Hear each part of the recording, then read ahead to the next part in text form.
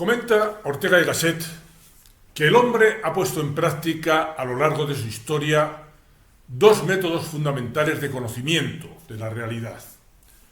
El actual, que se basa en el ejercicio de la razón y el pensamiento, y el que el mismo Ortega llama fantastical o visionario, en el cual los hombres buscaban alcanzar estados alterados de conciencia a través de la embriaguez, el ensueño o el trance, para, a través de ellos y de los delirios y alucinaciones que así se provocaban, entrar en contacto con las entidades del ultramundo, que les habrían de revelar los conocimientos que necesitaban para dar respuesta a sus necesidades vitales. Este método visionario ha prevalecido en toda la larga historia de la humanidad hasta que hace tan solo 2600 años, en la antigua Grecia, se descubrió el método intelectual por los primeros filósofos. El método visionario, que a nuestros ojos parece simplemente absurdo y primitivo, puede que no lo sea tanto, como espero que tengamos ocasión de apreciar a lo largo del vídeo. Y para empezar la exposición y centrándonos en este método visionario, comenzaremos por la casuística, que es lo más entretenido y que nos procurará la base práctica desde la que podamos ir elaborando las correspondientes reflexiones. Este es un canal de divulgación de la filosofía y sus alrededores, especialmente la filosofía de Ortega y Gasset, el pensador en lengua española más importante habido hasta el día de hoy. Ayúdame en esta tarea divulgativa haciéndote suscriptor y dando al me gusta. En Antequera, provincia de Málaga, al sureste de España, existe el conjunto megalítico más importante de Europa, al menos de la Europa continental. Una serie de 3 grandes dólmenes que la UNESCO ha declarado Patrimonio de la Humanidad. Fueron construidos hace 6000 años, en el tránsito entre el Neolítico y la Edad del Bronce. Nos vamos a quedar con uno de los dólmenes más en concreto, el conocido como Dolmen de Menga, que tiene la peculiaridad de que mientras que el 99% de todas estas construcciones están alineadas con el Sol en su equinoccio o en el solsticio, el Dolmen de Menga, lo hace hacia una curiosísima montaña que está a 6 kilómetros de allí, que es conocida como la Peña de los Enamorados, pero que resulta ser, vista a lo lejos, una representación antropomórfica, la de una cara humana que está tendida boca arriba y que parece una impactante representación de una persona muerta. En esa roca existe un conjunto de pinturas rupestres coetáneas a la de la construcción del dolmen, lo que añade a los interrogantes que ya se nos iban suscitando, los que procederían del significado del arte parietal prehistórico. Los mismos guías del conjunto museístico que está asociado a los dólmenes comentan, refiriéndose a este de Menga, comentan que, más que una tumba, estamos firmemente convencidos de que se trata de un templo, un lugar de celebración ritual, porque tiene un atrio de entrada, un corredor y una cámara ovalada. y por el volumen de sus 5 bloques de piedra, el último de los cuales tiene un peso en torno a 150.000 kilos. Y entre 4 del mismo Bilbao hubieran conseguido ponerlo de techo. Además, hace pocos años, sigo transcribiendo palabras de los guías, se descubrió en la parte final del dolmen de Venga un pozo de 20 metros que actualmente está en estudio. Su orientación, lo que sería la prolongación del corredor, es al noroeste, en alineación con la peña, que parece una cara humana mirando al cielo. Este dolmen de Venga es el de mayores dimensiones de todos los conocidos. Empecemos por preguntarnos qué puede hacer Ortega y Gasset, nuestro señero guía intelectual, en un vídeo como este, dedicado a estas indagaciones cuasi esotéricas, tan aparentemente alejadas de su habitual labor filosófica. Pues iremos viendo que tiene mucho que hacer. Ortega estuvo siempre dispuesto a meter su inteligencia indagatoria en todos los temas interesantes que se cruzaban en su camino. Para empezar, viene a aportarnos alguna luz sobre el sentido original de los edificios religiosos, entre los cuales incluiríamos este dolmen, cuestión a la que se refiere más de una vez. Dice en concreto, una de esas veces: datos convergentes de la prehistoria y la etnografía hacen sobremanera probable que la primera cueva o caverna que el hombre frecuentó deliberadamente y la primera cabaña que construyó, por tanto su primera casa, no fue como habitáculo para guarecer en ella su vida cotidiana, sino que fue empleada para embriagarse y delirar. Cuevas y cabañas fueron inicialmente lo que los etnógrafos llaman casas para transpirar. En la cueva hacían arder ciertas plantas cuyo humo les hacía perder la razón y caer en delirio. Otras veces introducían piedras que habían sido calentadas al rojo vivo y su calor, comprimido en el recinto, les hacía sudar hasta caer en trance. Es curioso, concluye Ortega, que el hombre, de quien se dice que es el animal racional, lo primero que empleó su razón fue en procurar perderla. De estas palabras de Ortega, efectivamente, podemos deducir, con base suficiente, que el dolmen de Venga era, ante todo, un templo dedicado a ceremonias en las que se buscaba acceder al estado de trance. ¿Con qué objeto? Nos sirven de guía en esta indagación los ejemplos de otros templos que veremos que se pueden asociar a este. Para empezar, el templo de Delfos, en Grecia, al que iban las gentes en peregrinación para escuchar lo que el famoso oráculo tenía que responder a las importantes preguntas que se le hacían sobre la vida y la muerte. El hombre primitivo, dice asimismo Ortega, como el de luego y el de siempre, se afana en abrir boquetes en el telón falaz que es este mundo, en distender alguno de sus poros para intentar ver a su través lo que hay detrás.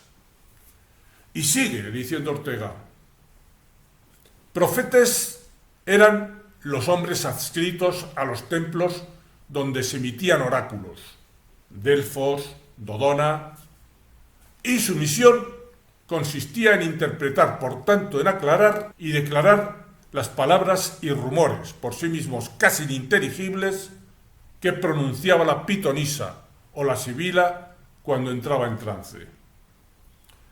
Sabido es que la sibila y la pitia, para dar sus respuestas, se colocaban sobre un trípode. La razón de esto era que había de estar la sibila situada sobre un agujero o sima que se abría en la tierra. El de Delfos aún existe, bajo el cual corría una fuente subterránea de agua mineral cargada de gases mefíticos que la embriagaba.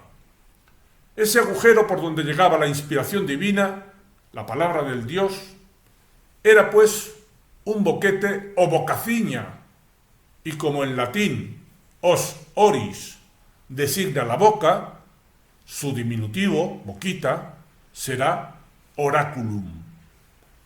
El oráculo es pues propiamente la estrecha abertura o hendidura por donde las primitivas divinidades subterráneas hablaban, oraban a los hombres.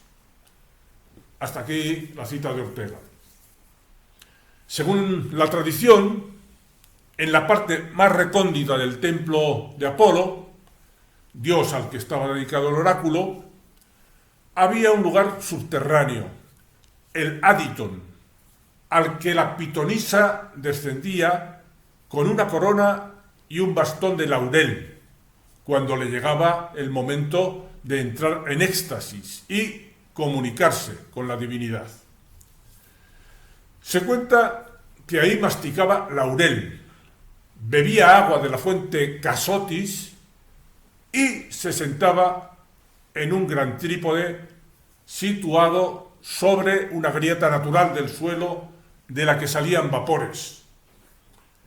Al inhalarlos, la sacerdotisa entraba en un frenesí o delirio, gracias al cual pronunciaba las palabras, quizás incomprensibles, que los sacerdotes del templo escuchaban y escribían, y que luego se entregaban al consultante. En cuanto al origen de su inspiración, se ha intentado explicar por el uso de sustancias psicoactivas que podían estar presentes en el agua o el laurel, o por algún vapor que actuara sobre su conducta. Parece que está confirmada la existencia de etileno en el subsuelo de Delfos.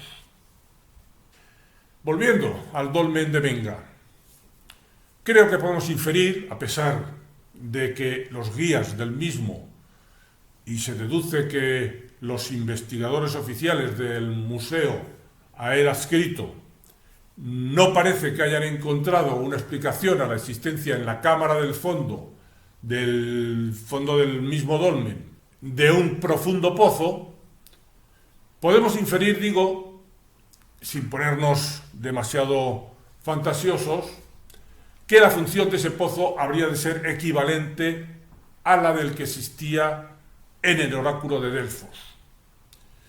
Otro ejemplo que vendría a corroborar esta explicación lo tenemos en unas recientes excavaciones en la propia ciudad de Atenas, en el antiguo barrio de los alfareros, en donde se ha encontrado un pozo que fue utilizado en algún tipo de ritual de hidromancia, un método de adivinación por medio del agua.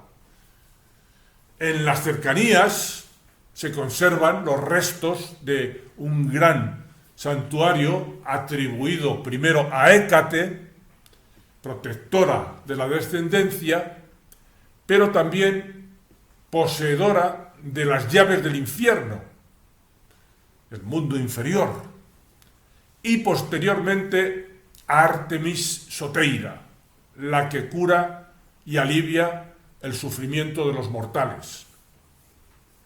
Las excavaciones que empezaron a realizarse a finales del siglo XIX sacaron a la luz un ónfalo de mármol en el centro de un recinto rectangular.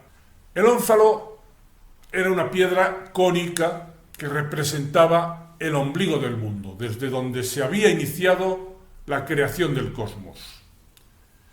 La directora actual de la excavación declaró a Historia National Geographic.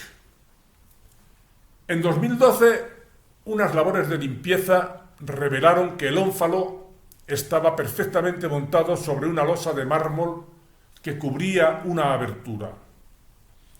Esto motivó una investigación posterior. El ónfalo fue levantado de forma segura con la ayuda de una grúa, y bajo el ónfalo apareció un pozo circular que dejó estupefactos a los arqueólogos. Estaba construido con cilindros de arcilla y cubierto con más de 20 inscripciones en griego, todas repitiendo la misma frase: «Ven a mí, oh peán, trae el oráculo verdadero».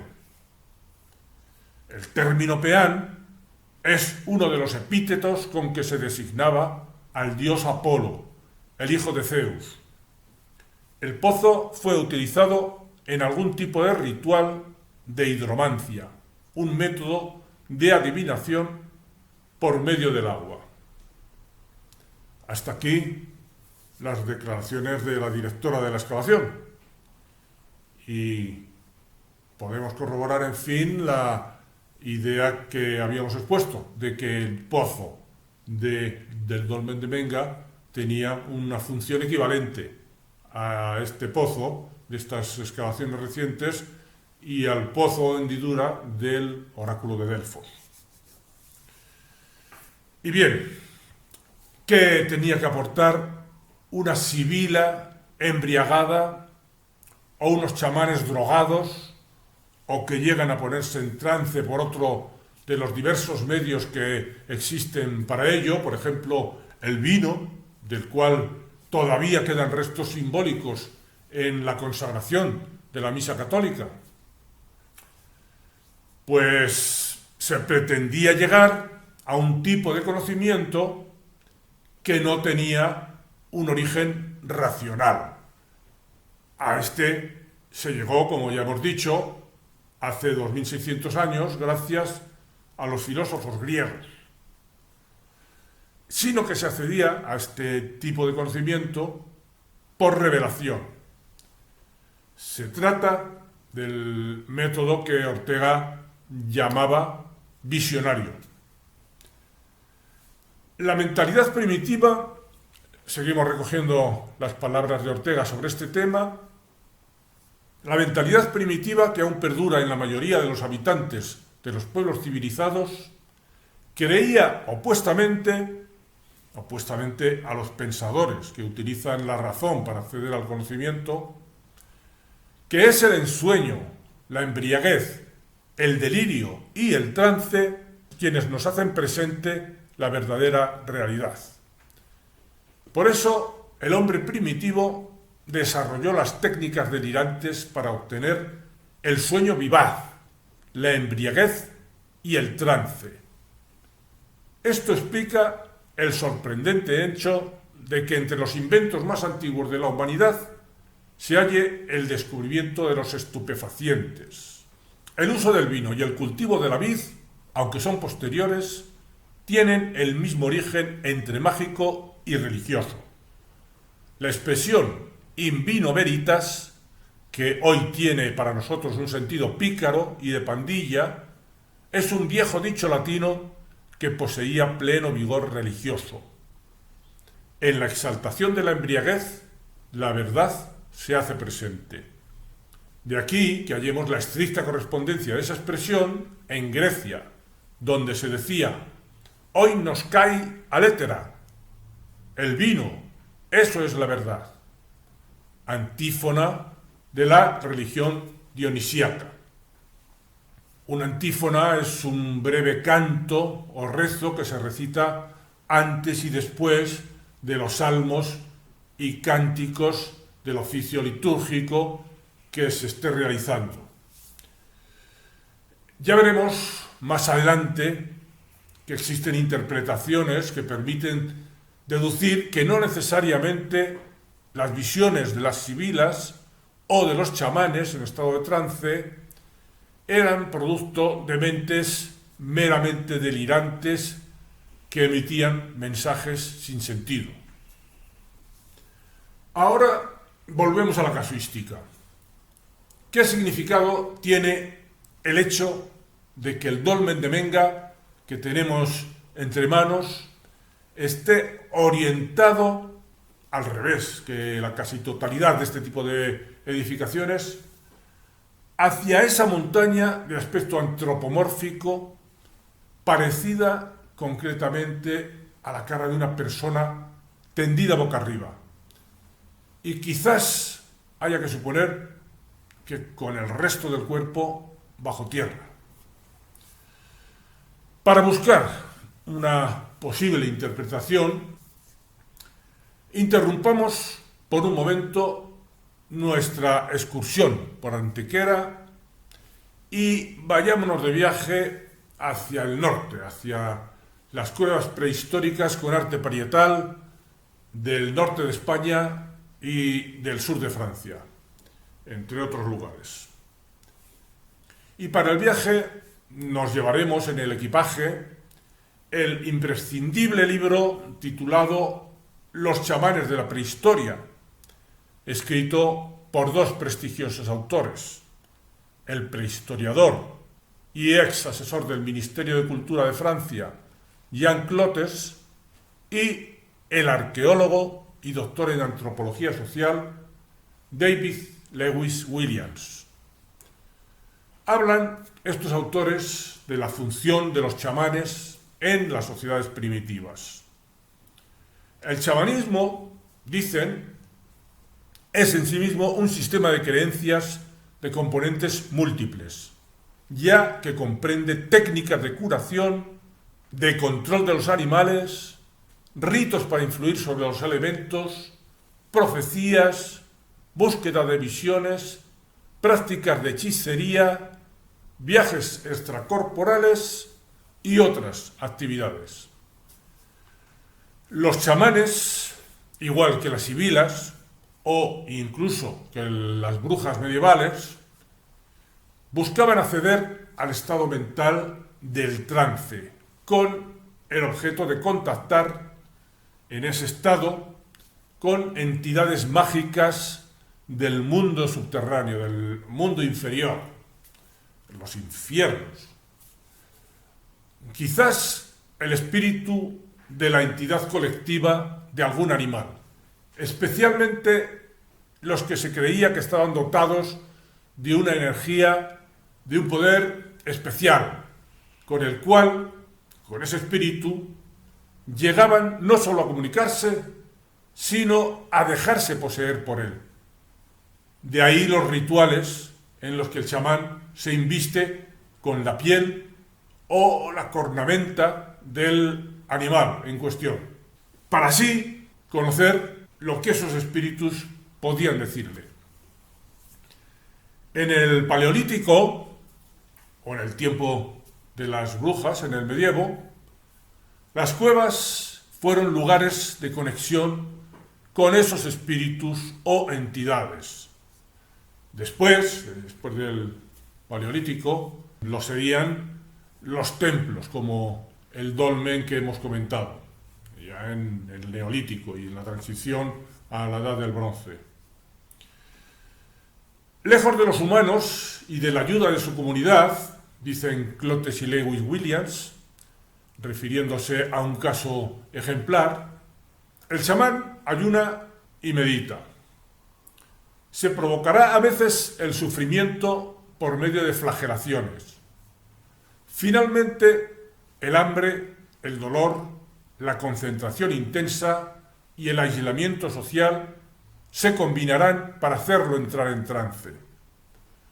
Es entonces cuando un animal espíritu, que será su acompañante a lo largo de toda su vida, se le aparecerá y se sentirá investido de su poder sobrenatural.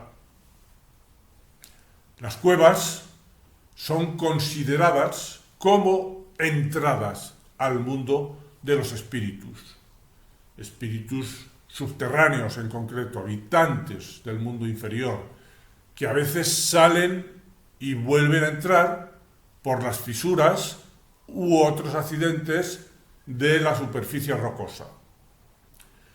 La pared de la cueva, siguen diciendo Clotes y Lewis Williams, puede asimilarse a un velo tendido entre nuestro mundo y el de los espíritus. Y respecto del sentido de las pinturas en las paredes de las cuevas, dicen asimismo: los murales conducían al más allá y constituían verdaderos pasadizos hacia el terreno de los espíritus, una especie de escenario donde los chamanes podían entrar en trance. Por lo demás, las claves de la magia simpatética nos permiten admitir, según se lee en el mismo libro, que los hombres primitivos creían que al representar un animal, éste quedaba de alguna manera bajo su dominio y que poseedores de su figura, de su doble, podían fácilmente convertirse en sus dueños. Venimos a parar, pues, al asunto del extraordinario poder de la imagen en el hombre primitivo. De ello habla también alguien especialmente autorizado, como Carl Gustav Jung, que estudió sobre el terreno en el África de su tiempo la mentalidad primitiva. Y dice sobre ello: en el primitivo, la imago, la resonancia psíquica de la percepción sensible, es tan fuerte y está en ella lo sensible tan acusadamente matizado que cuando se produce reproductivamente, es decir, como imagen espontánea del recordar, llega en ocasiones a tener la cualidad de alucinación. Así, cuando se le presenta al primitivo en el recuerdo la imagen de su madre muerta, diríase que ve y oye su espíritu. Nosotros pensamos en los muertos, mientras el primitivo los ve. Este poder de las imágenes hemos de ligarlo ahora con la creencia en el tiempo de los chamanes de que existía un mundo inferior, subterráneo, poblado de criaturas espirituales. En los ámbitos sagrados en los que se conectaba con esas entidades, vuelven a decir Clotes y Lewis Williams, paredes, techos y suelos no eran más que unas finas membranas que los separaban de las criaturas y de los acontecimientos del mundo inferior. Los que se adentraban en las cuevas las consideraban como lugares temibles de tránsito, que les conducían hacia otro universo. Quizás deberíamos decir que las cuevas constituían propiamente las entrañas de este universo. Universo al que se podría acceder también a través de los pozos y las grietas de los lugares sagrados que hemos visto. Queda por interpretar el sentido del arte parietal, para lo cual vamos teniendo ya material interpretativo suficiente. ¿Por qué los hombres del Paleolítico pintaban en las paredes? No solo los del Paleolítico, pero desde entonces. Seguimos con Clotes y Lewis Williams, que afirman que las imágenes de los animales de aquellas pinturas no representaban animales reales, cazados para alimentarse y situados en un paisaje concreto. Más bien se trata de visiones que se iban a buscar en el mundo subterráneo de los espíritus, por su poder sobrenatural y con la mediación de los chamanes. La misma mediación que en Grecia ejercitaban las pitonisas. Una peculiaridad que va a resultarnos interesante es el hecho de que, siguen diciendo Clotes y Lewis Williams, una de las características más extendidas del arte paleolítico, sea cual sea su periodo, es el aprovechamiento de los relieves naturales para la realización de las imágenes. Sirva de ejemplo el bisonte pintado en negro en la cueva del Castillo, en Puente Viesgo, en Cantabria, en función de la forma de una estalagmita.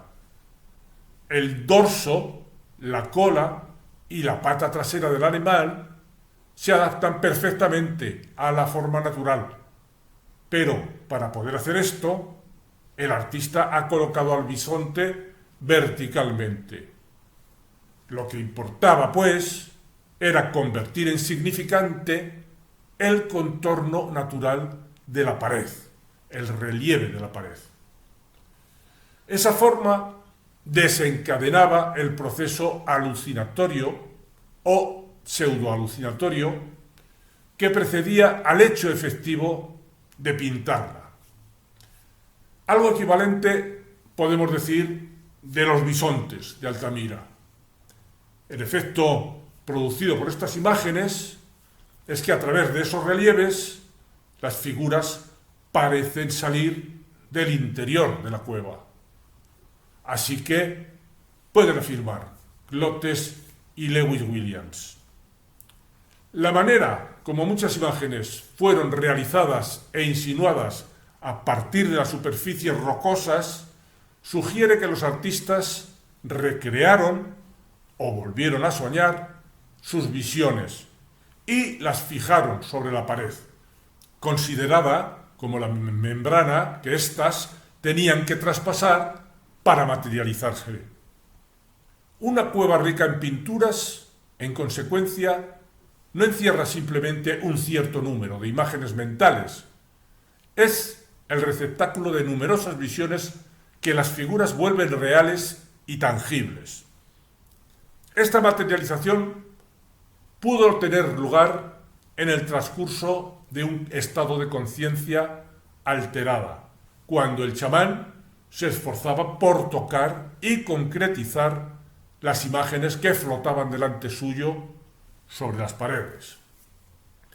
Otras veces, sin duda la mayoría, la materialización de las visiones se realizó después de haber salido del trance.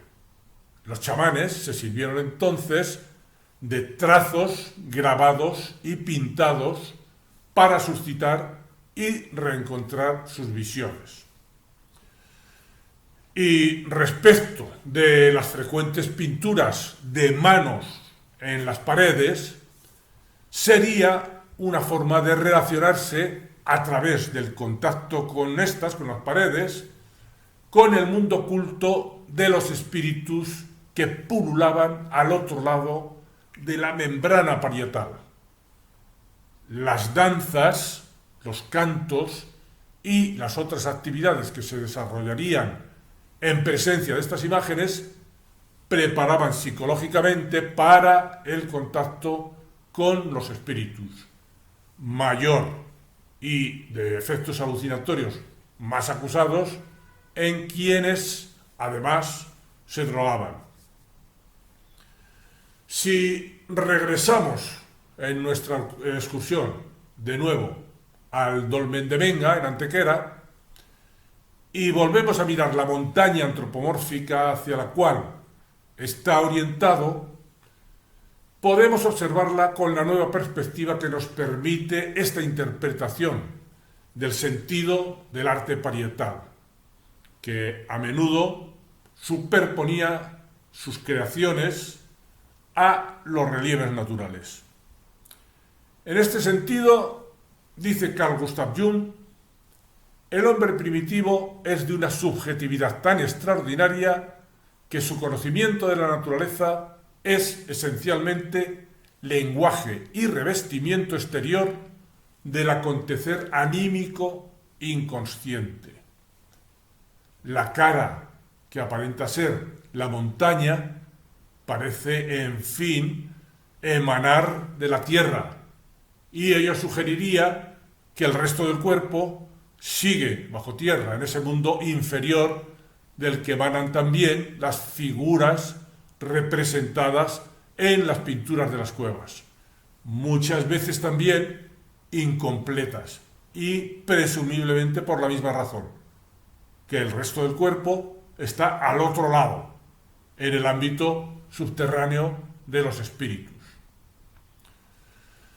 Así que solo nos quedaría tratar el asunto seguramente más polémico y arriesgado de tratar, el del posible valor o fundamento del trato con esas entidades espirituales por parte de las pitonisas, los chamanes y las brujas medievales en estado de trance, al cual se accedía por diversos métodos, algunos de los cuales han practicado incluso nuestros místicos: ingestión de drogas, privación sensorial mantenida, cantos o rezos salmodiados y reiterativos, sonido insistente de tambores durante largo tiempo, ayuno persistente, privación sensorial mantenida,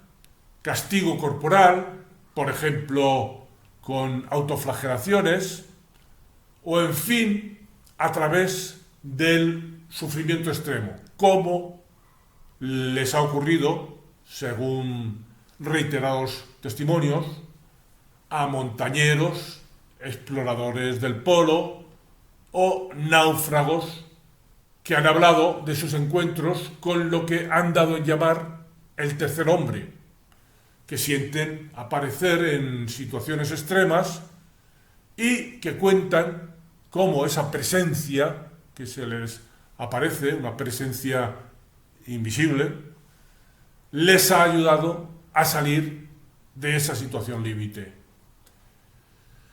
Como este asunto me parece en extremo interesante y este vídeo no da para mucho más, dejaré emplazado el tratamiento del mismo en extenso de estas cuestiones para un próximo vídeo, en el que me temo que me voy a jugar mi credibilidad como persona seria y razonable.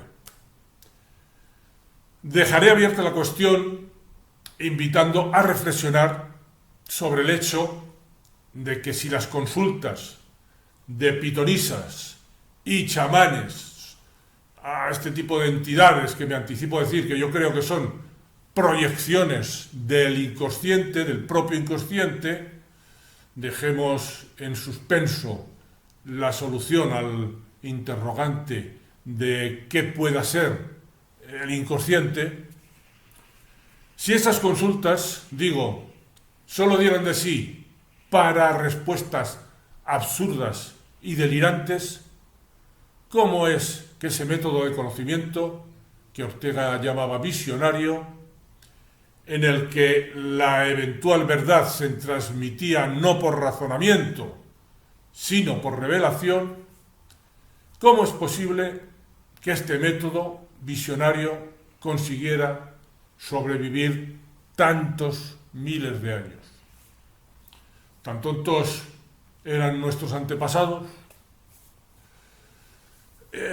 Por si me estuviera poniendo insuficientemente provocativo, anticiparé el posible título de ese próximo vídeo: Nuestro doble nos guía y tutela. Y el subtítulo: ¿hay vida después de la muerte? Ahí queda eso. Bien, dejemos aquí el tratamiento de este tema, creo que apasionante, sobre el modo en que los hombres se han relacionado con lo sagrado. Hasta el próximo vídeo, amigos.